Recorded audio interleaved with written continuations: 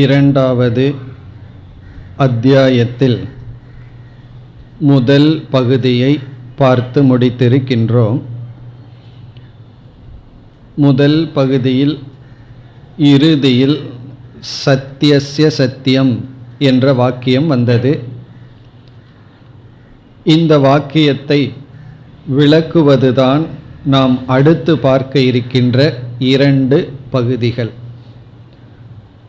சத்யஸ்ய சத்தியம் என்பது பிரம்மத்தினுடைய லட்சணம், பிரம்மத்துக்கான பெயர், இரகசியமான பெயர் என்று சொல்லப்பட்டது. அந்த சத்யஸ்ய சத்தியம் என்பதனுடைய விளக்கம் இப்பொழுது நாம் எடுத்துக்கொள்ள இருக்கின்ற இரண்டாவது செக்ஷனும், இரண்டாவது பகுதியும், மூன்றாவது பகுதியும். இப்பொழுது நாம் இரண்டாவது பகுதிக்கு வருகின்றோம். இரண்டாவது செக்ஷன், இரண்டாவது அத்தியாயம், இரண்டாவது பகுதி. இந்த பகுதிக்கு சிசு பிராமணம் என்பது பெயர். சிசு பிராமணம், பிராமணம்னா செக்ஷன் பகுதி. இதில் 4 மந்திரங்கள் இருக்கின்றன. இந்த பகுதியினுடைய சாரத்தை மட்டும் நாம் பார்க்க போகின்றோம், மந்திரங்களுக்குள் செல்ல போவதில்லை. இந்த பகுதியை சிசு பிராமணம் என்று அழைக்கலாம், அல்லது பிராண பிராமணம் என்றும் இதற்கு பெயர். பிராண பிராமணம் அல்லது சிசு பிராமணம். இதனுடைய சாரம் என்ன, இங்கு என்ன சொல்லப்பட்டுள்ளது என்பதுதான் இப்பொழுது கேள்வி. சத்யஸ்ய சத்தியம் என்கின்ற லட்சணத்தில் முதல் சத்தியம், அதாவது சத்யஸ்ய என்ற இடத்தில் இந்த உலகத்தினுடைய என்ற பொருளை நாம் எடுத்துக்கொண்டோம். ஆனால் உபனிஷத் இந்த உலகத்துக்கு பயன்படுத்திய சொல் பிராணக. பிராணாவை சத்தியம் தேஷாம் ஏஷ சத்தியம் என்று சொல்லப்பட்டது. சத்தியத்தினுடைய சத்தியம் என்ற இடத்தில் சத்தியத்தினுடைய என்றால் பிராணனினுடைய சத்தியம் என்பது பொருளாக சொல்லப்பட்டது. பிராணக என்ற சொல்லுக்கு நாம் பார்த்தது சர்வம் அப்படின்னு பார்த்தோம். படைக்கப்பட்ட அனைத்தும் என்று பொருள் எடுத்து கொள்ள வேண்டும், அதாவது விஸ்வம் அல்லது ஜெகத் என்று பார்த்தோம். இங்கு பிராண சப்தமானது விளக்கப்படுகின்றது. பிராண சப்தம் அல்லது ஜெகத்தானது விளக்கப்படுகின்றது. அடுத்த பகுதியிலும் ஜெகத்தானது மேலும் விளக்கப்படும். இப்போ மூன்றாவது செக்ஷன்லையும் பிராண தத்துவத்தினுடைய விளக்கம், இந்த பகுதியிலும் பிராண தத்துவத்தினுடைய விளக்கம். பிராணக என்ற சொல்லுக்கு பல அர்த்தங்கள் இருக்கின்றது, பல அர்த்தங்களிலும் பேசப்படுகின்றது. முதல் முக்கிய அர்த்தம் பஞ்ச பிராணன். பிராணகங்கிற சொல்லுக்கு முக்கிய அர்த்தம் பஞ்ச பிராண தத்துவம். காற்று என்ற பூதம் வெளியே இருந்தால் வாயு என்று அழைக்கப்படுகிறது. அந்த காற்று நம்முடைய சரீரத்திற்குள் சென்று வரும் பொழுது பிராணக என்ற பெயரை அடைகின்றது. ஏர், காற்று என்ற ஒரு தத்துவம் வெளியே இருக்கும் பொழுது பிராணன்னு சொல்வதில்லை. இப்போ வெளியே காற்று அடிச்சிட்ருக்கு, பிராணன் வீசிக்கொண்டிருக்கின்றதுன்னு சொல்ல மாட்டோம். அந்த காற்று நம்முடைய சரீரத்திற்குள் சென்று வரும் பொழுது அதே காற்றுக்கு பிராணன் என்று பெயர். இப்போ பிராணன் என்ற சொல்லுக்கு முக்கிய பொருள் நம்முடைய பிரீத்திங், வெளிவிடும் காற்று, உள்ளே இழுக்கும் காற்று, சரீரத்திற்குள் சென்று வருகின்ற காற்று. அது மட்டுமல்லாமல் இந்த உடலில் இந்த காற்று பலவிதமான செயல்களை செய்கின்றது. வெளியே போகுது, உள்ளே வருது, இரத்த ஓட்டத்தை அனைத்து இடத்திற்கும் எடுத்து செல்கின்றது. இப்படி 5 விதமான செயல்பாடு உடைய காரணத்தினால் இந்த பஞ்ச விதமான செயலையும் பஞ்ச பிராணன் என்று அழைக்கின்றோம். இதுதான் முக்கிய அர்த்தம். பிராணகங்கிற சொல்லுக்கு முக்கிய அர்த்தம் பஞ்ச பிராணக. அது நம்ம தெரியும், பிராண, அபான, உதான, சமானங்கிறதெல்லாம் நமக்கு தெரியும். பிறகு இரண்டாவது பொருள் இந்திரியாணி. நம்முடைய இந்திரியங்களும் பல இடத்தில் பிராணன் என்று சொல்லப்படுகிறது. நம்முடைய சென்ஸ் ஆர்கன், இந்திரியங்கள் எல்லாம் பிராணன் என்று சொல்லப்படுகிறது. பிறகு மூன்றாவது பொருள், பிராணகங்கிற சொல்லுக்கு சூக்ஷ்ம சரீரம். பல இடங்களில் பிராணன் அப்படிங்கிற சொல்லுக்கு சூக்ஷ்ம சரீரம்னு பொருள் வருகின்றது. ஒருவர் இறந்து விட்டார், நம்ம என்ன சொல்கிறோம், அவருடைய பிராணன் சென்று விட்டது அப்படின்னு சொல்கிறோம். அங்கு பிராணன் சென்று விட்டதுங்கிறதனுடைய பொருள் ஸ்தூல சரீரத்திலிருந்து சூக்ஷ்ம சரீரம் சென்று விட்டது, அதுதான் அர்த்தம். மரணம்ங்கிறது என்ன, சூக்ஷ்ம சரீரம் ஸ்தூல சரீரத்திலிருந்து விலகி செல்லுதல். சூக்ஷ்ம சரீரத்தில் எத்தனை அவயவம் இருக்குங்கிறதெல்லாம் நம்ம படிச்சிருக்கோம். 5 ஞானேந்திரியம், 5 கர்மேந்திரியம், பிராண தத்துவம், மனம், சித்தம், புத்தி, அகங்காரம், இதெல்லாம் சூக்ஷ்ம சரீரத்தினுடைய அவயவம். அப்படி சில இடங்களில் சூக்ஷ்ம சரீரத்தை நாம் பிராணன் என்று சொல்கின்றோம். பிறகு சில இடங்களில் உபனிஷத்துக்களில் ஸ்தூல சரீரத்திற்கும் பிராணன் என்ற ஒரு பெயர் உண்டு. இந்த ஸ்தூல உடலும் பிராணன், இந்த ஸ்தூல உலகமும் பிராணன் என்று சொல்லப்படுகிறது.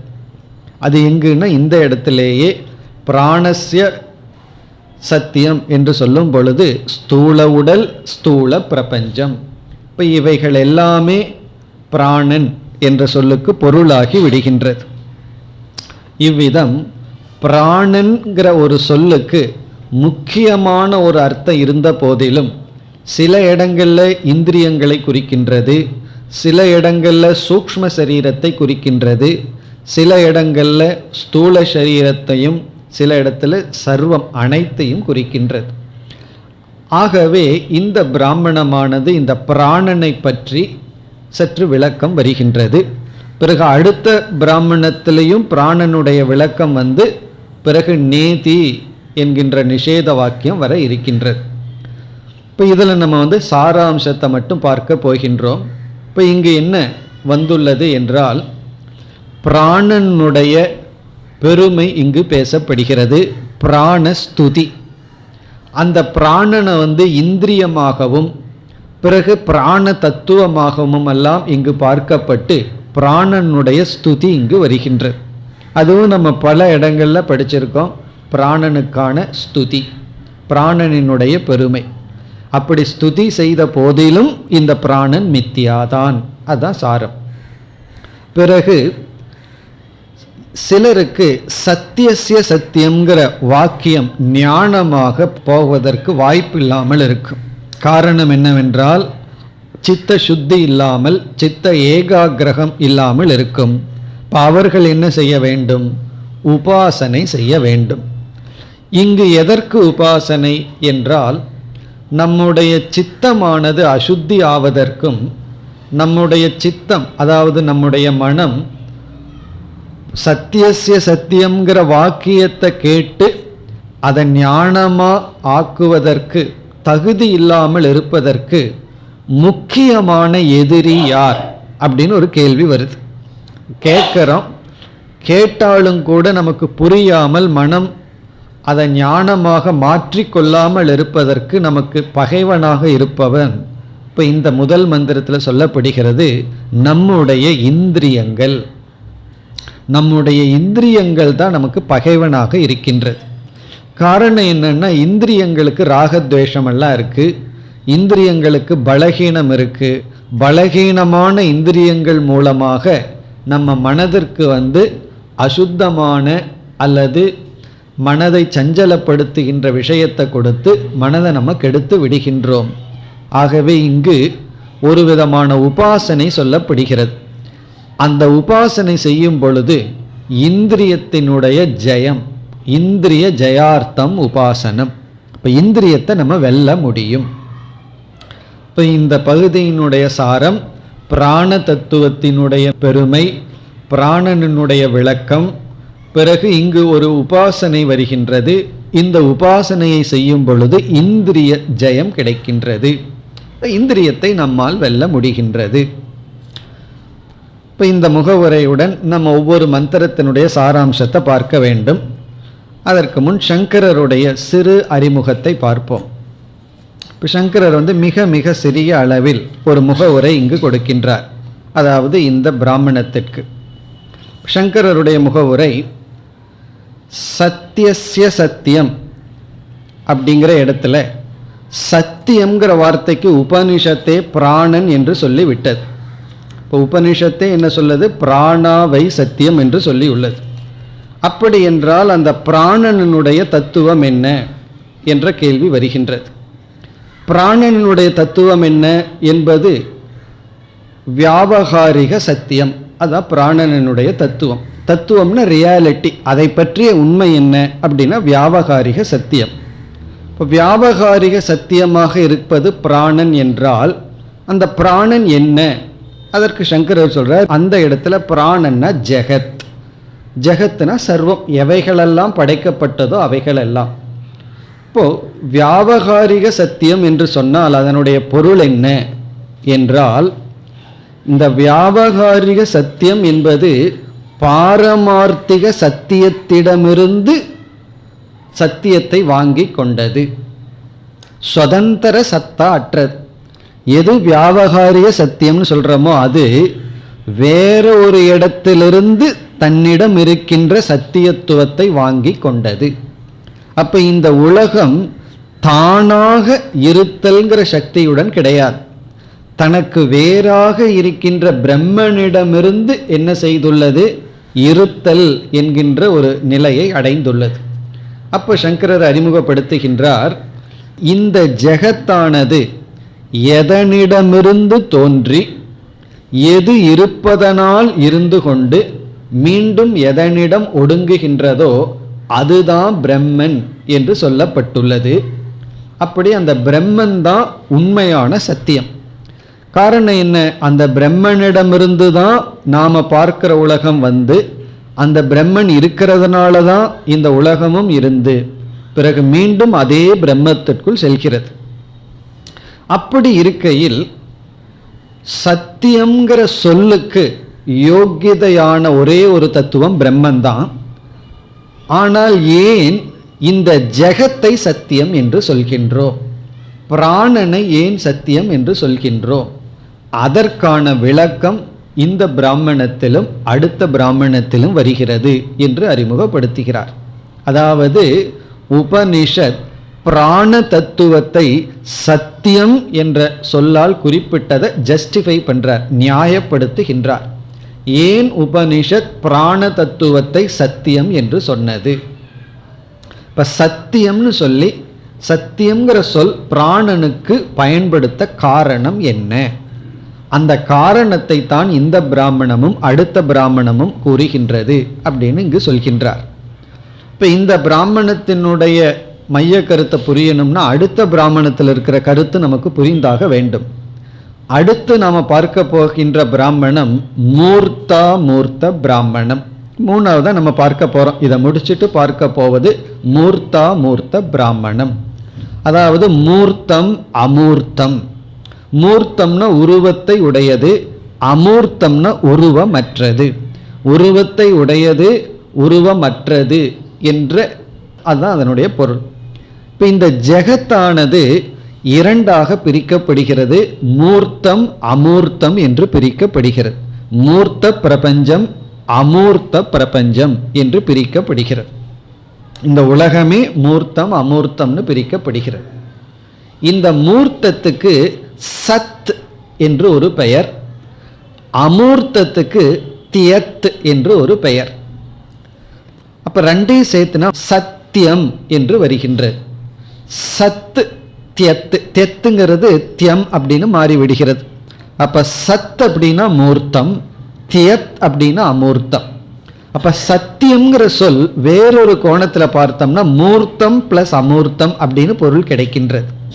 இந்த சத்தியம்ங்கிற சொல்லுக்கு இனி ஒரு பொருள் வந்து சத்து தியத் அப்படின்னு பிரித்தோம் அப்படின்னா சத்துனா மூர்த்தம் உருவம், தியத் அப்படின்னா உருவமற்றது. இப்போ சத்தியம்னு என்ன? உருவமும் உருவமற்றதும் அப்படின்னு பொருள் கிடைக்கின்றது. பிறகு சங்கரர் சொல்றார், பிராணன்கிறது இந்த ஜெகத்தை குறிக்கிறதா இருந்தா இந்த ஜெகத்து வந்து மூர்த்தா மூர்த்தமாக இருக்கும் பொழுது அப்ப பிராணனும் வந்து எப்படி இருக்கின்றதுன்னா மூர்த்தா மூர்த்தமாக இருக்கின்றது. அல்லது பிராணன் இஸ் ஈக்குவல் டு ஜெகத், ஜெகத் இஸ் ஈக்குவல் டு சத்தியம். ஆகவே பிராணனை சத்தியம்னு சொல்லலாம், ஜெகத்தை சத்தியம்னு சொல்லலாம் என்று. ஏன் பிராணகங்கிற சொல்லுக்கு சத்தியம்ங்கிற வார்த்தை பயன்படுத்தப்பட்டது? அதுக்கு ஜஸ்டிஃபிகேஷன் என்னன்னா, பிராணக இஸ் ஈக்குவல் டு ஜெகத், பஞ்சபூதமாக இருக்கின்ற இந்த உலகம். இந்த உலகம் மூர்த்தாமூர்த்தமாக இருக்கிறது. மூர்த்தாமூர்த்தத்தை சத்தியம்னு சொல்லலாம். இப்போ மூர்த்தாமூர்த்தம் சத்தியம், இந்த உலகம் மூர்த்தாமூர்த்தமாக இருக்கு. பிறகு இந்த உலகத்தை குறிக்கிற சொல் பிராணன். ஆகவே பிராணன்கிற சொல்லுக்கு சத்தியம்ங்கிற சொல்லை பயன்படுத்தலாம்.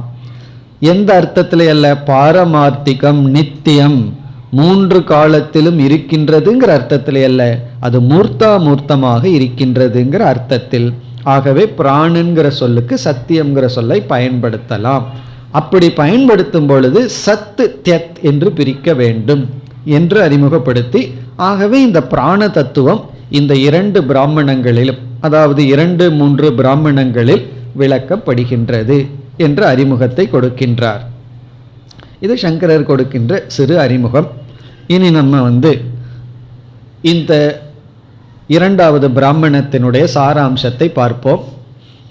இது உபாசனையாக இருக்கின்றது, வேதாந்த விசாரம், தத்துவ விசாரம் இல்லை. அதனால் நம்ம மந்திரத்திற்குள் செல்ல வேண்டிய அவசியம் இல்லை. இங்கு பிராணனுக்கு சிசு என்ற ஒரு பெயர் வருகின்றது. பிராணனுக்கு இனி ஒரு பெயர் சிசு. இங்கு என்ன சொல்லப்படுகிறது, எப்படி பிரம்மத்திற்கு உபனிஷத், பிரம்மத்திற்கு ரகசியமான ஒரு பெயரோ, அதே போல பிராணனுக்கு ரகசியமான ஒரு பெயர் இருக்கின்றது. அந்த ரகசியமான பெயர் தான் சிசுகு. இது பிராணஸ்ய உபனிஷத். பிராணஸ்ய உபனிஷத் சிசுகு. எல்லாத்துக்கும் ஒவ்வொரு சீக்ரெட் நேம் இருக்கு. அப்படி பிராணனுக்கு இருக்கிற சீக்ரெட் நேம் சிசுகு. இந்த இடத்துல சிசுகு அப்படிங்கிறதுக்கு என்ன எடுத்துக்கொள்ளப்படுகிறது, சிறு கன்று எடுத்துக்கொள்ளப்படுகிறது. ஒரு மாட்டிடம் இருந்து பிறந்த சிறு கன்று, அப்பொழுது பிறந்த ஒரு சிறு கண்ணுக்குட்டின்னு சொல்லுவோம். அந்த சிறு கன்று எடுத்துக்கொள்ளப்படுகிறது, அதுதான் சிசு. குழந்தையும் எடுத்துக்கலாம், ஆனால் உபனிஷத் இங்கு எடுத்துக்கொள்வது வத்சக. வத்சகன சிறு கன்று குட்டி. இந்த பிராணனை சிறு கன்றுக்கு உதாரணமாக சொல்லப்படுகிறது. இப்போ ஒன்றை இனி ஒன்றுடன் ஒப்பிடும் பொழுது சாமியத்தை சொல்லணும், சாதாரண தர்மத்தை சொல்ல வேண்டும். இப்போ கன்று குட்டிக்கும் பிராணனுக்கும் என்ன ஒற்றுமை இருக்குது?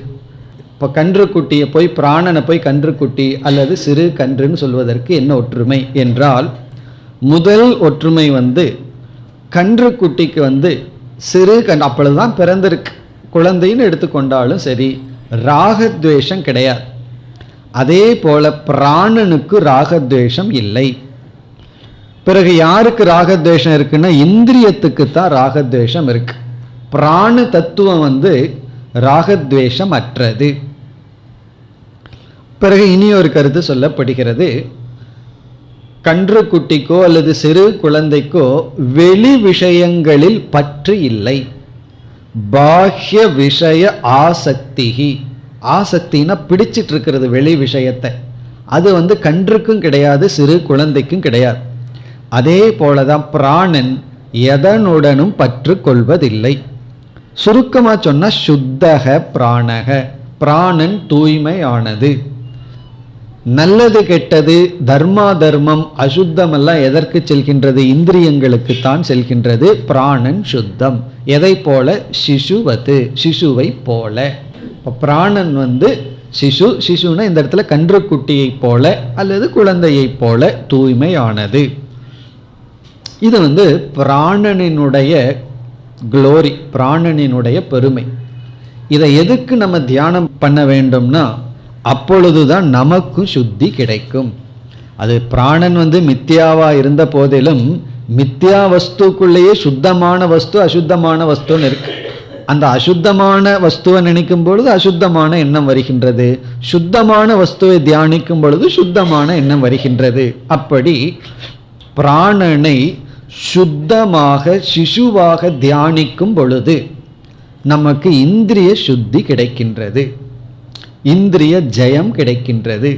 இங்க உபனிஷத் இந்திரியத்தை நம்முடைய பகைவர்கள் என்று சொல்கின்றது. பகைவர்களிடமிருந்து வெற்றி கிடைக்கும். நம்ம நினைச்சிட்டு இருக்கோம் நம்முடைய பகைவர்கள் வெளியே இருக்கிறார்கள். உபனிஷத் சொல்லுது நம்முடைய இந்திரியங்கள் தான் பகைவர்கள். இனி முதல் மந்திரத்திற்கு செல்வோம்.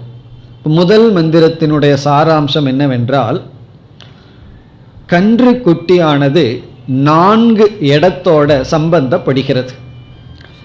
அதனுடைய கரஸ்பாண்டிங், அதற்கு சமமா பிராணன் எந்த 4 இடத்துல சம்பந்தப்படுகிறது அப்படின்னு ஒரு 4 கம்பேரிசன் வருகிறது. இதெல்லாம் தியானத்துக்காக, உபாசனைக்காக. எதற்கு உபாசனை? இந்திரிய ஜெயம். இந்திரஜித்துன்னு சொல்றது இந்திரனை வென்றவன். ஆனா நம்ம இந்திரிய ஜித்துன்னு சொல்றோம், இந்திரியத்தை வெல்ல இந்த உபாசனை. இப்ப நம்ம அந்த 4 பார்ப்போம். கன்றுக்குட்டி 4 இடத்துல அசோசியேட் ஆயிருக்கு, சம்பந்தப்படுகிறது. அதே போல பிராணனும் 4 இடத்துல சம்பந்தப்படுகிறது. அது என்னென்ன? முதல் ஆதானம். ஆதானம் அப்படிங்கிறது முதல். ஆதானம் அப்படின்னா தங்கும் இடம், ரெஸ்டிங் பிளேஸ். இப்போ கன்றுக்குட்டி அல்லது சிறு ஆடு இருக்கு, அது அப்படியே மேய போகும் பொழுது ஏதாவது ஒரு மரத்தடியில் கொஞ்ச நேரம் ரெஸ்ட் பண்ணும். அப்படி ரெஸ்டிங் பிளேஸ், தங்கும் இடம். அதே போல பிராணனுடைய தங்கும் இடம் ஷரீரம், ஸ்தூல ஷரீரம். இது பிராணனுக்கு. கன்றுக்குட்டிக்கு ஆதானம்ங்கிறது நமக்கு ஸ்தூல ஷரீரம். எப்படி ஒரு கன்றுக்குட்டிக்கு ரெஸ்டிங் பிளேஸ் இருக்கோ, ஓய்வெடுக்கிற இடம் இருக்கோ, அதே போல பிராணன் இருக்கின்ற இடம் ஷரீரம். இரண்டாவது பிரத்யாதானம். பிரத்யாதானம் பிரத்யாதானம் அப்படின்னா அதுவும் வசிக்கும் இடம், அது தங்கும் இடம், இது வசிக்கும் இடம். வசிக்கும்னா எந்த இடத்துல இது தூங்குதோ, எந்த இடத்துல இது வசித்து கொண்டு இருக்கின்றதோ. ஒரு கன்றுக்குட்டி வசிக்கிற இடம் வேற, ரெஸ்ட் பண்ணுற இடம் வேறு. சில பேர் வீட்டில் வசிப்பார்கள், ஆஃபீஸில் ரெஸ்ட் எடுப்பார்கள், அங்கே போய் ரெஸ்ட் எடுத்துகிட்டு வர்றது. ஆனால் வீட்டில் என்ன பண்ணுவார்கள்? அது வீட்டில் வசிப்பார்கள். அப்படி வீட்டில் இருக்கிறது, ஆனால் ஆஃபீஸில் போய் ரெஸ்ட் எடுக்கிறது, அல்ல வேற எங்காவது போய் ரெஸ்ட் எடுக்கிறது. அப்படி 2 இடம், தங்கும் இடம், வசிக்கும் இடம். இப்போ பிரத்யாதானம்னா வசிக்கின்ற இடம். அது பிராணனுக்கு சிரக, நம்முடைய தலை. நம்முடைய தலையில தான் பிராணன் வசிச்சுட்டு இருக்கான். காரணம் என்ன? மூக்கு எங்கே இருக்குது? தலையில் தானே இருக்குது.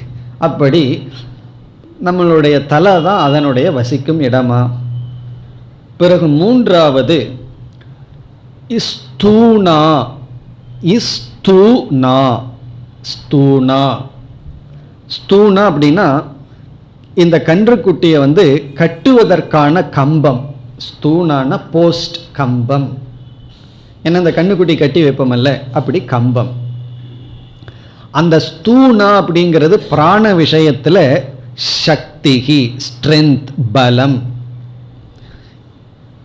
உடல் பலம். அதாவது பலம், ஸ்ட்ரென்த் இருந்தால் தான் பிராணனே நம்ம உடலுக்குள்ளே இருக்கும். ஸ்ட்ரென்த் இல்லை, எல்லாமே பலகீனத்தை அடைஞ்சிடுதுன்னா பிராணன் போயிடும். எல்லா அங்கங்களும் பலகீனத்தை அடைஞ்சிடுதுன்னா, சக்தியை இழந்து விட்டால் எப்படி பிராணன் இருக்க முடியும்? அப்படி இந்த உடலுக்குள்ள பிராணன் வசிக்க வேண்டும் என்றால் எல்லா அங்கங்களிலும் பலம் தேவை, சக்தி தேவை. அது மூன்றாவது. நான்காவது தாம. தாமன கயிறு, ரோப், கயிறு. இது எதுக்குன்னா அந்த கன்றுக்குட்டியை கட்டணும், அந்த கம்பத்தில் கட்டி வைப்போம். கட்டி வைக்க வெறும் கம்பமும் கன்றுக்குட்டி மட்டும் இருந்தால் என்ன பிரயோஜனம்? கயிறு வேணும் அல்லவா? அந்த கயிற்றில் தான் கம்பத்தில் கட்டுறோம். அதே போல இங்கு அன்னம், உணவு. கயிறு உணவுக்கு உதாகரணமாக இங்கு சொல்லப்படுகிறது. இதெல்லாம் உபனிஷத்தினுடைய கற்பனை, அவ்வளவுதான். இதில் போய் நம்ம சீரியஸாக எடுத்துட்டு விசாரம் பண்ணிட்டு அது எப்படி அன்னம் கயிறாகும் அப்படின்னு இந்த சீரியஸ் விசாரமெல்லாம் இங்கே பண்ணக்கூடாது. இதெல்லாம் உபாசனைக்காக சொல்லப்படுகிறது. இப்படி இங்கு பார்த்தோம்னா பிராணனை சுத்தமாக ஒரு கன்றுக்குட்டிக்கு உதாகரணமாக மனதில் நினைத்து கொண்டு தியானம் செய்தால் நம்முடைய அபிமானம் இந்திரியத்திலிருந்து பிராணனுக்கு போகும். ஏன்னா நம்ம பிராணனை தியானிக்கிறோம். பிராணனை தியானிக்கும் பொழுது நம்முடைய எண்ணம் எங்கே இருக்கும்? பிராணன் இடத்துல இருக்கும். பிராணன் எப்படிப்பட்டது? சுத்தமான தத்துவம். அப்போ நம்ம மனதிலேயே சுத்தி கிடைக்கின்றது. இதை கொஞ்சம் தத்துவ ரீதியாக பார்க்கணும்னா, இந்த உலகத்தில் இருக்கிற ஒவ்வொரு மனிதர்களையும் பிராணமயமாக பார்த்தோம்னா எல்லாருடைய லைஃப் பிரின்சிபிள் தூய்மை ஆனது. ஒருவருடைய பேச்சு இருக்கே அது அசுத்தமாக இருக்கும், ஒருவருடைய பார்வை அசுத்தமாக இருக்கும், ஒருவருடைய காது அசுத்தமாக இருக்கும். காது அசுத்தமாக இருக்குன்னு என்ன அர்த்தம்? அதாவது தேவையில்லாத விஷயங்களை கேட்டுகிட்டே இருப்பார். அதில் ஒரு சந்தோஷம் சில பேருக்கு, தேவையில்லாத அது என்ன இது என்னன்னு கேட்டுகிட்டே இருக்கிறது. அப்படி ஒவ்வொருவருடன் இந்திரியத்தோடு அவர்களை பார்த்தோம்னா நம்ம என்ன சொல்லுவோம்? அவர் மோசம், அவர் சரியில்லை, இந்த விஷயத்தையெல்லாம் கேட்டுட்டு இருக்கார், இதையெல்லாம் பேசிகிட்டு இருக்கார், இதையெல்லாம் பார்த்துட்டு இருக்காருன்னு சொல்லுவோம். அப்போ என்ன ஆகும்? அவர்களும் அசுத்தமானவர்கள். இப்போ அசுத்தமானவர்கள் அப்படின்னு எந்த நிலையில் பார்க்கிறோம்னா இந்திரியத்தோடு அவர்களை சம்பந்தப்படுத்தி பார்க்குறோம். அதே போல் நாமளும் இந்திரியத்தோடு அபிமானம் வைக்கும் பொழுது சுத்த அசுத்தத்துக்குள்ளே இருப்போம். ஆனால் பிராணன்னு அவர்களே பார்த்தோம்னா எல்லோருமே சுத்தமானவர்கள் தான், யாருமே அசுத்தமானவர்கள் அல்ல. அவர்களை இந்திரிய அவச்சேதமாக பார்த்தா, தர்க்க லாங்குவேஜில் இந்திரியத்தோடு அவர்களை இந்திரியமாக கண்டிஷனிங் பண்ணி பார்த்தோம்னா அசுத்தமானவர்கள். சில சமயங்களில் சில சமயம் சுத்தமானவர்கள். அவர்களை பிராணங்கிற அவச்சேதமாக பார்த்தோம்னா இந்த உலகத்தில் எல்லாருமே சுத்தமானவர்கள். அப்போ நம்மளும் சுத்தமானவர்கள். இவ்விதம் தியானிக்க வேண்டும். இப்படி தியானித்தோம்னா நம்முடைய அபிமானம் இந்திரியத்திலிருந்து பிராணனுக்கு போய் மனசுத்தி கிடைக்கும். இதுதான் முதல் மந்திரத்தினுடைய சாராம்சம். இனி நம்ம இரண்டாவது மந்திரத்திற்குள் செல்லலாம். இந்த இரண்டாவது மந்திரத்தினுடைய சாரம் பிராணஸ்துதிஹி, பிராணனினுடைய பெருமை, ஸ்துதி. ஏன்னா எப்பொழுதெல்லாம் ஒன்றை நம்ம தியானிக்கிறோமோ அதை ஸ்துதி பண்ணுறது உபனிஷத்தினுடைய வழக்கம், அதை பெருமைப்படுத்துவது. அப்பொழுதுதான் அதை தியானிக்க முடியும். இங்கு பிராணஸ்துதி எப்படி வருகிறது என்றால், பிராண தத்துவமே சமஷ்டியாக இருந்து கொண்டு ஹிரண்ய கர்ப்ப தத்துவமாக இருக்கிறது. அது நம்ம எல்லாம் ஏற்கனவே படிச்சிருக்கோம். பிராணன் உள்ள இருந்தால் வியஷ்டி, வெளியே இருந்தால் வாயு. அது ஹிரண்ய கர்ப்ப தத்துவமாக இருந்து கொண்டு இருக்கின்றது. இப்பொழுது எல்லா தேவதைகளினுடைய மொத்தம்தான் ஹிரண்ய கர்ப்பன்.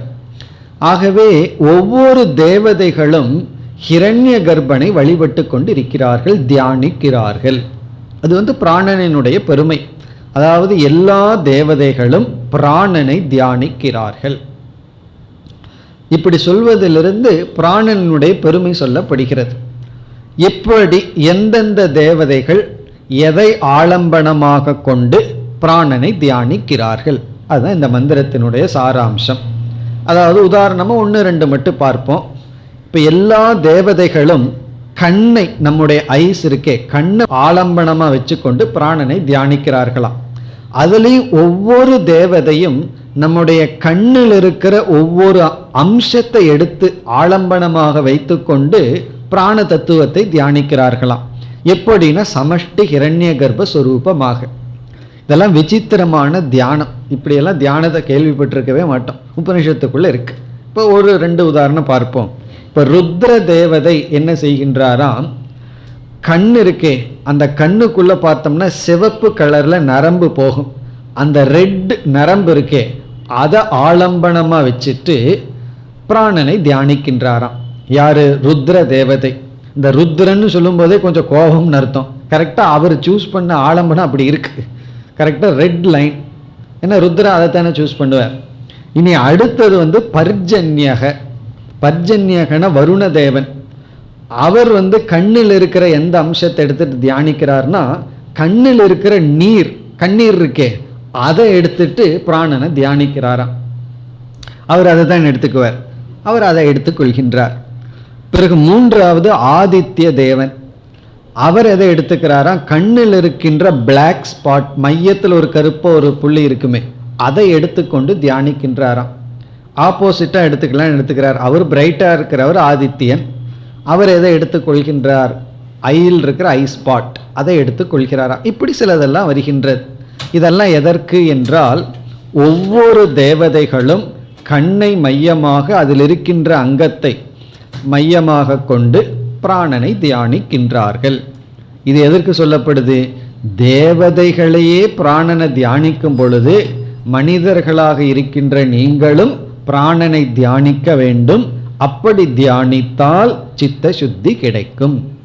பிராணனை தியானிக்கிறது அப்படிங்கிறதனுடைய அர்த்தம் எல்லாத்தையும் தூய்மையானவர்களாக பார்த்தல். அதுவே ஒரு நல்ல உபாசனை தான். தர்மராஜா யாருமே கெட்டவர்கள் இல்லைன்னு பார்த்துட்டு வந்தது போல, துரியோதனை எல்லாரிடமும் ஒரு பலகீனம் இருக்குன்னு பார்த்துட்டு வந்தான். ரெண்டுலேயும் உண்மை இருக்கு. எல்லாரிடத்துலையும் பலகீனமும் இருக்கு, எல்லாரும் தூய்மையானவர்களாக இருக்கிறார்கள். நாம எதை ஃபோக்கஸ் பண்ண விரும்புகிறோம், நமக்கு எது தேவை, அதுதான் இங்கு கருத்து. இனி நம்ம 3வது மந்திரத்தினுடைய சாராம்சத்திற்கு வரலாம். இந்த 3வது மந்திரத்தில் பிராணனை இந்திரியமாக பொருள் கொண்டு ஸ்துதி செய்யப்படுகிறது. பிராணஸ்ய ஸ்துதிகி இந்திரிய துவாரா, இந்திரியாத்மனா, இந்திரியமாக பிராணனை பாவித்து இப்பொழுது பிராணனுடைய ஸ்துதி. இந்த உபனிஷத்து எப்படி இந்திரியத்திற்குள்ள வருதுன்னா, இந்திரியம் உண்மையிலேயே அசுத்தமானது தான்.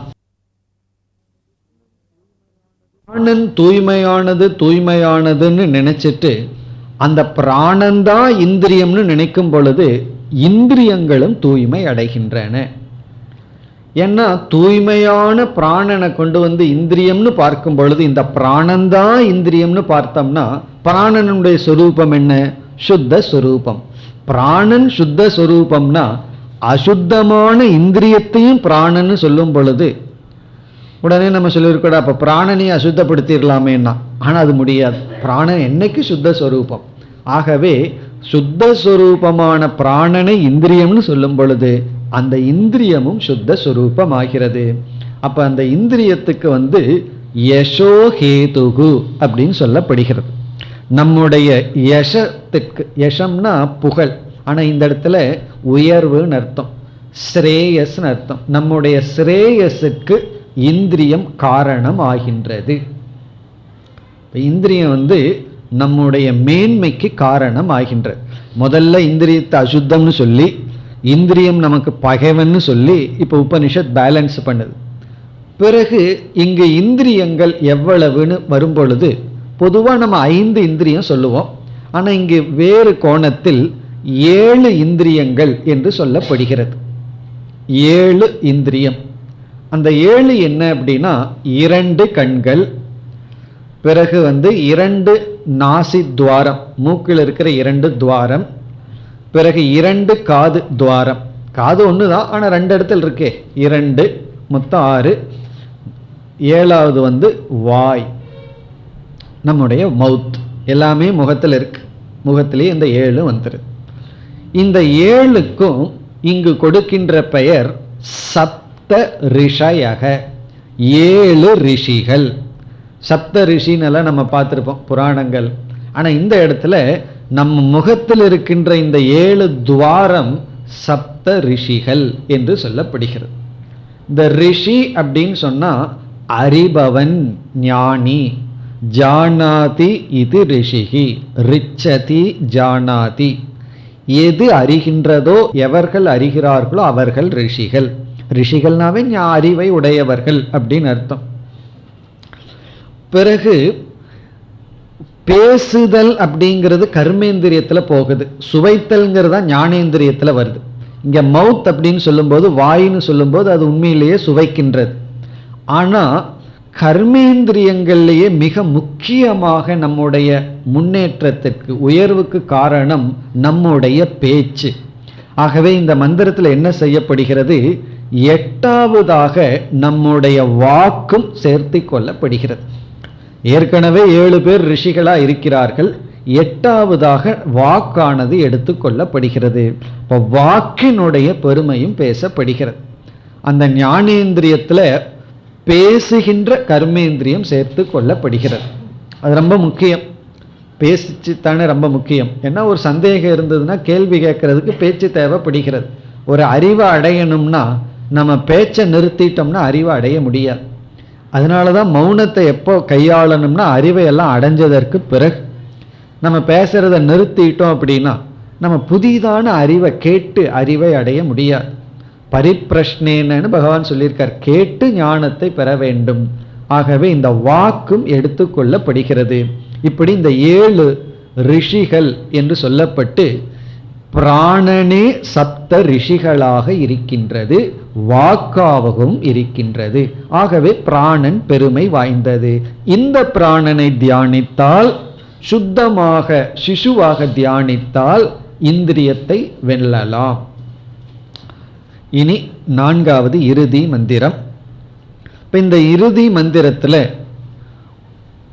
7 ரிஷிகள்னு சொல்லப்பட்டது. சப்த ரிஷயக, 7 ரிஷிகள். எது? நம்முடைய இந்திரியங்கள்.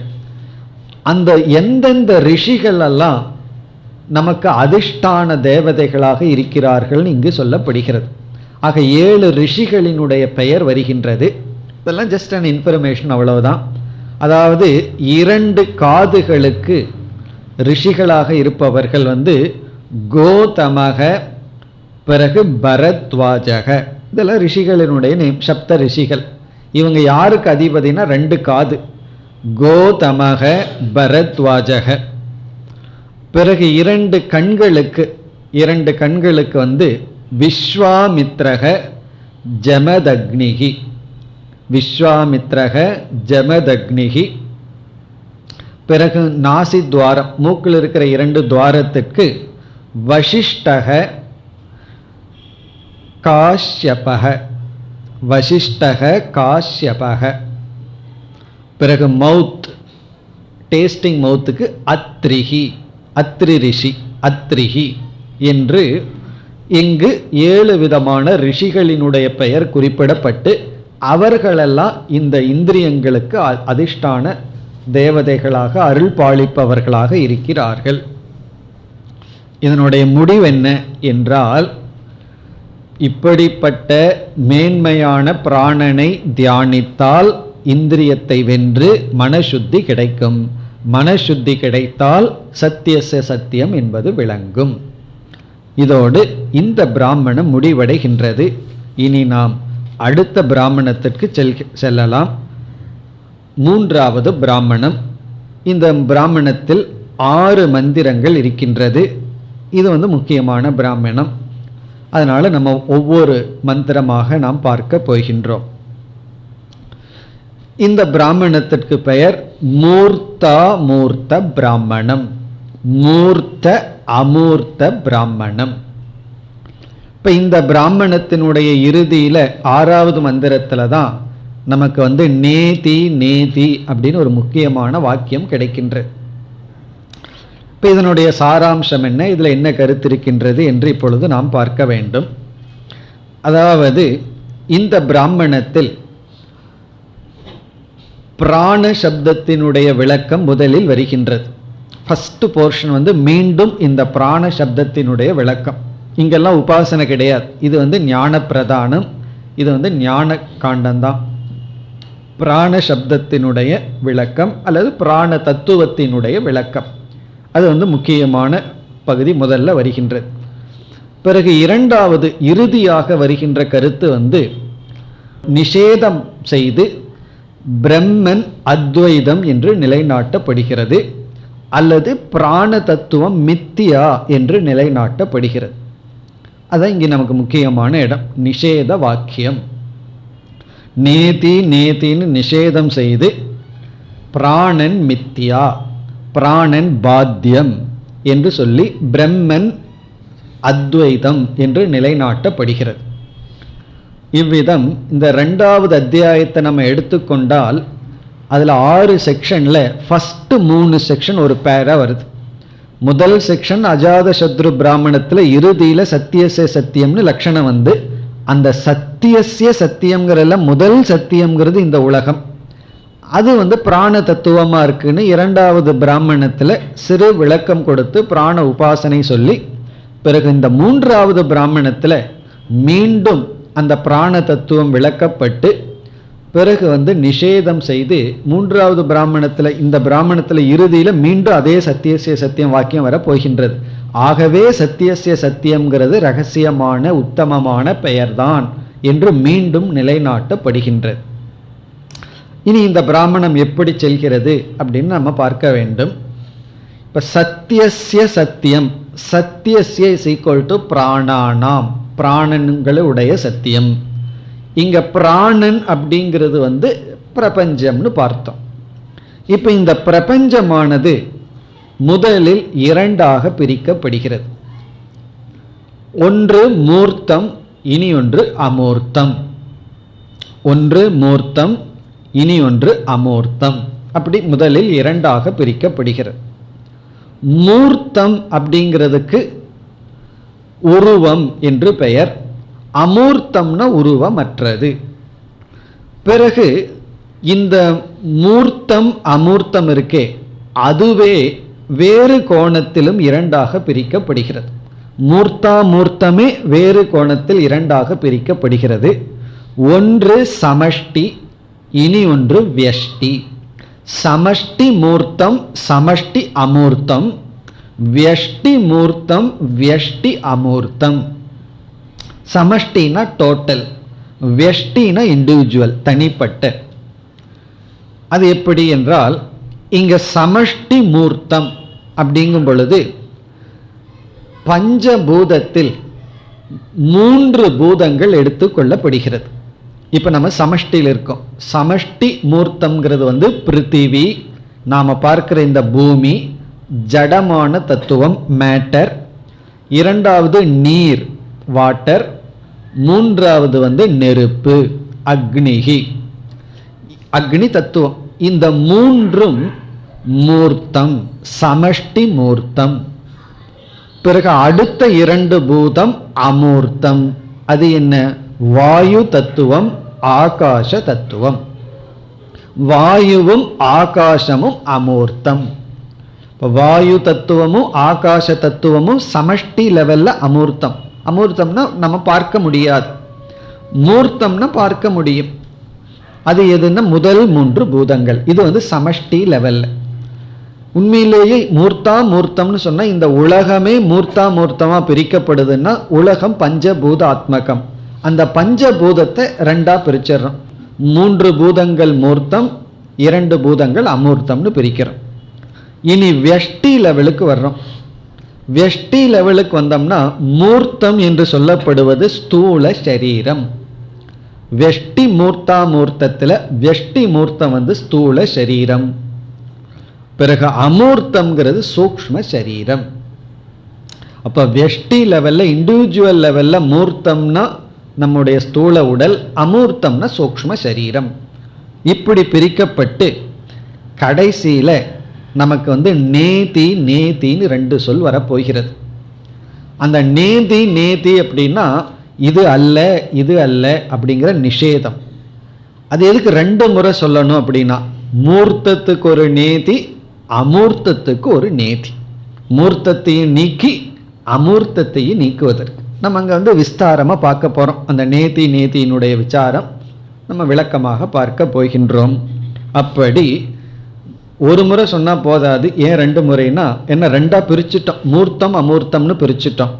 அதனால நேதி நேதின்னு சொல்லி இவைகள் இல்லைன்னு நிஷேதம் செய்து பிரம்மன் மட்டும் இங்கு நிலைநாட்டப்படுகின்றது. இப்போ இந்த விதத்தில் தான் இந்த பகுதியானது அமைந்துள்ளது.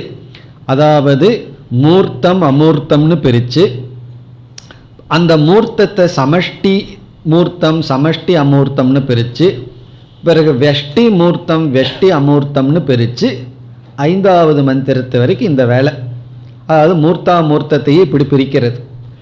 பிறகு 6வது மந்திரத்தில் நமக்கு இந்த 2 நீக்கப்பட்டு நிஷேதம் செய்யப்பட்டு பிரம்மன் மட்டும் எஞ்சி இருப்பதாக உபதேசம் செய்யப்பட்டு, பிறகு மீண்டும் உபனிஷத்து ஆகவே சத்தியசிய சத்தியம்ங்கிறது பிரம்மத்திற்கு சரியான பெயர் என்று நிலைநாட்டப்படுகிறது. இந்த விதத்தில் தான் அமைந்துள்ளது. இனி நம்ம இந்த அத்தியாயத்திற்கு சங்கரருடைய அறிமுகத்தை பார்ப்போம். ஒரு சிறு இன்ட்ரோடக்ஷன் கொடுக்கின்றார். அது என்ன அப்படின்னா, சத்தியசிய அப்படிங்கிற இடத்துல அந்த சத்தியத்தினுடைய சொரூபம் என்னன்னா பிராணன்னு பார்த்துருக்கோம். இப்போ ஒரு கேள்வி கேட்கிறார், அந்த பிராணன் சேத்தனம் வா அச்சேதனம் வா? பிராணஸ்ய சத்தியம்ங்கிற இடத்துல முதல் சத்தியத்தினுடைய அந்த உடையன்னு இருக்கே, அந்த சத்தியம் வந்து சேத்தனம் வா அச்சேதனம் வா, ஜடமான தத்துவமா அறிவு சொரூபம் வா அப்படிங்கிறது கேள்வி. சத்தியத்தின் சத்தியம்ங்கிற இடத்துல இரண்டாவது சத்தியத்தை பத்தி பேச வேண்டாம். முதல் சத்தியம் வந்து ஜடமா சேத்தனமா. இப்ப இங்க வந்து முதல் சத்தியம் ஜெகத்னு சொல்லியிருக்கோம். அது திருஷ்யமாக இருப்பதனால் ஜடம் அப்படின்னு சொல்றார். அப்படின்னு நம்ம முடிவுக்கு வர்ற திருஷ்யத்துவாத் ஜடம் ந சேதனம். என்ன முதல் சத்தியத்துக்கு நம்ம கொடுத்த லட்சணம் வந்து பிராணன். பிராணன் வந்து ஜட தத்துவம், பிராணுங்கிறது இந்த பிரபஞ்சம். ஆகவே முதல் சத்தியமானது சேதனம் அல்ல, அச்சேதனம். இனி அடுத்த கேள்வி கேட்கிறார். சரி, அது அச்சேதனம், காரணம் வா அல்லது விகாரம் வா அப்படின்னு அடுத்த கேள்வி. அதாவது இந்த பிராணன், இந்த ஜட தத்துவம் காரணஸ்வரூபமா இருக்கா அல்லது காரியம் விகாரமா இருக்கா அப்படிங்கிறது கேள்வி. பிராணன் அல்லது ஜெகத், இது ஜடம்னு சொன்னதுக்கு அப்புறம் இது காரணஸ்வரூபமா அல்லது விகார ஸ்வரூபமா? அதுக்கு சங்கரர் சொல்றார், ந காரணஸ்வரூபம் ஜென்ம ஸ்ருதேஹே. அதாவது இவைகளினுடைய ஜென்மம் பேசப்பட்ட காரணத்தினால் இது மூல காரணம் அல்ல. ஆகாஷக சம்பூதக வாயுகு சம்பூதகன்னு சொல்லி அனைத்து பூதங்களினுடைய உற்பத்தி பேசப்பட்ட காரணத்தினால் இது காரியம், இது விகாரம். விகாரம்னா காரியம், இது உருவாக்கப்பட்டதே தவிர இது மூல காரணம் அல்ல. காரணம் என்ன? ஜென்ம ஸ்ருதி, ஜென்மமாக இருப்பதனால். இந்த பஞ்சபூதத்திற்கு உற்பத்தி சொல்லப்பட்ட காரணத்தினால் இது வந்து அனாதி காரணம் அல்ல, இது காரியம். இனி அடுத்த கேள்வி கேட்கிறார். எது காரியமோ அது வந்து மித்யா, அது சத்தியம் அல்ல. காரியமா இருக்கிறது விகாரம், விகாரம்னா மாற்றத்தை அடைவது, தோன்றுவது, அது மித்தியா. ஆகவே இங்கு சத்தியஸ்ய என்ற சொல் மித்தியா தத்துவத்தை குறிக்கின்றது அப்படின்னு அறிமுகப்படுத்துறார். மித்தியாவினுடைய சத்தியம் அப்படின்னு அறிமுகப்படுத்துகின்றார். இனி அடுத்த கேள்வி, மித்தியாவாக இருக்கும் பொழுது ஏன் சத்தியம்ங்கிற வார்த்தையை பயன்படுத்தணும்? இப்போ அதுதானே இதை திருப்பி திருப்பி கேட்டுட்டே இருக்கிறோமே. ஏன்னா அது ஒன்று தானே நம்ம மைண்டை வந்து இன்னும் எவ்வளோதான் படித்தாலும் திடீர்னு அந்த சந்தேகம் வந்து ஏன் சத்தியம்னு சொல்லணும், ஏன் சத்தியம்னு சொல்லணும்னே கேட்டுட்டு இருக்கோம். இப்போ அதுக்கு தான் இங்கு சொல்லப்படுகிறது, மித்தியாங்கிற சொல் புரிந்து கொள்ள வேண்டிய சொல். இப்போ மித்தியாங்கிற சொல்லே நமக்கு புரியலன்னு வச்சுக்குவோமே, ஏதாவது புரியாத ஒரு சொல்ல சொன்னோம்னா அந்த கான்செப்ட் புரிஞ்சுதுன்னு சொன்னால் அந்த கான்செப்டை குறிக்கிற ஒரு சொல்ல சொன்னால் அது நமக்கு புரிஞ்சிடும். இப்போ வந்து நான் உங்களிடத்துல வெலாசிட்டி அப்படின்னு ஒரு வார்த்தையை சொல்கிறேன். அந்த வார்த்தையை பற்றி கேட்கவே இல்லைன்னா அந்த வார்த்தை என்ன நமக்கு புரிய போகுது? அப்போ நான் என்ன பண்ணணும்? வெலாசிட்டிங்கிறத பற்றி உங்களுக்கு புரிய வைக்கணும்னா வெலாசிட்டிங்கிற வார்த்தையை சொல்லக்கூடாது. அதை தவிர வேறு சில வார்த்தைகளெல்லாம், புரிஞ்ச வார்த்தைகள்லாம் சொல்லி பிறகுதான் அதை வந்து சொல்லி புரிய வைக்க வேண்டும்.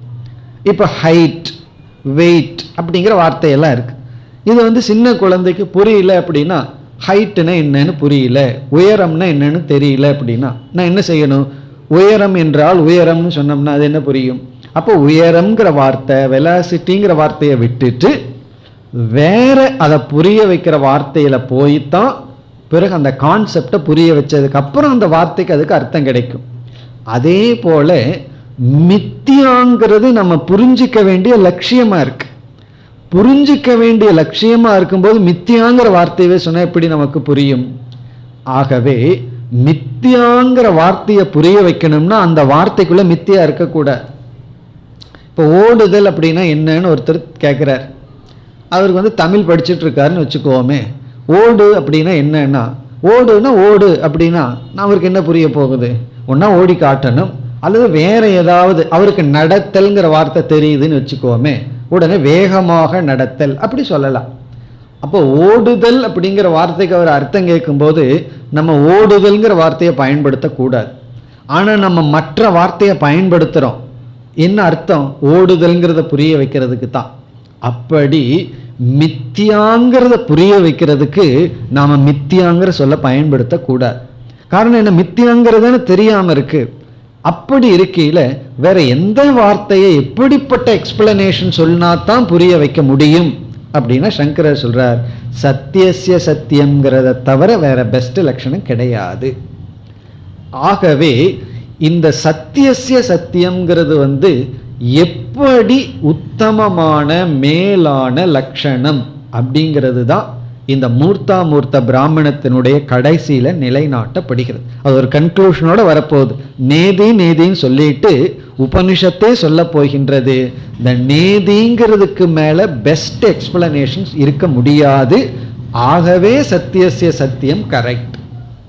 நீ அடுத்து இந்த நேதி நேதி எப்படி பெஸ்ட் அதையும் நம்ம பார்க்க போறோம். நேதி நேதிங்கிறது எப்படி ஒரு மிக வேற வழி இல்லை, அதை தவிர வேற பாசிபிலிட்டிஸ் கிடையாது. அப்படிப்பட்ட லட்சணம் அதையும் நம்ம பார்க்க போகின்றோம். அதாவது சங்கரர் கடைசியா சொல்றார், இந்த பிரம்மன் நிஷ்பிரபஞ்சம், பிரபஞ்சம் இல்லாத வெறும் அத்வைதமாக மட்டும் இருக்குன்னு நம்ம புரிந்தாக வேண்டும். நிஷ்பிரபஞ்ச பிரம்மஸ்வரூப ஞானார்த்தம். இந்த அத்தியாயம் எதற்கு, இந்த செக்ஷன் எதற்குனா பிரபஞ்சம் இல்லாத சம்சாரமற்ற அந்த பிரம்மத்தினுடைய சொரூபத்தை புரிந்து கொள்ள. பிறகு ஒரு பெரிய அடுக்குமொழி போல எழுதிட்டு போறார். அந்த பிரம்மன் அஜம், அஜம்னா பிறக்காது, அஜரம், அஜரம்னா ஜரா அற்றது, அமிர்தம் மரணமற்றது, அபயம் அபயஸ்வரூபமானது, அவிஷயம் அது விஷயமற்றது, அது அத்வைதம் அத்வைதமானது. இப்படி பிரம்மத்தை புரிஞ்சுக்கிறதுக்கு நமக்கு நேதிங்கிற ஒரு வாக்கியத்தின் மூலமாக சத்தியசிய சத்தியம்தான் பெஸ்ட் லட்சணம்ங்கிறதுக்காக இந்த மூர்த்தாமூர்த்த பிராமணம் ஆரம்பிக்கின்றது என்று ஒரு சிறு அறிமுகத்தை கொடுக்கின்றார். இனி நம்ம இந்த மூர்த்தாமூர்த்த பிராமணத்திற்கு செல்ல வேண்டும்.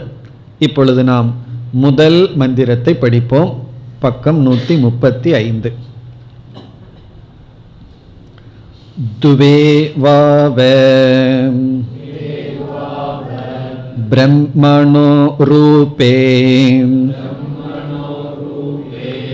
மூர்த்தம் சைவ அமூர்த்தம் ச மர்த்யம் ச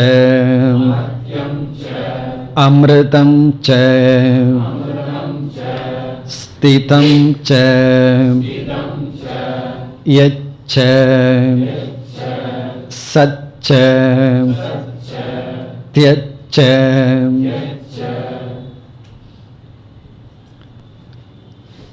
துவே வாவ பிரம்மணோ ரூபே.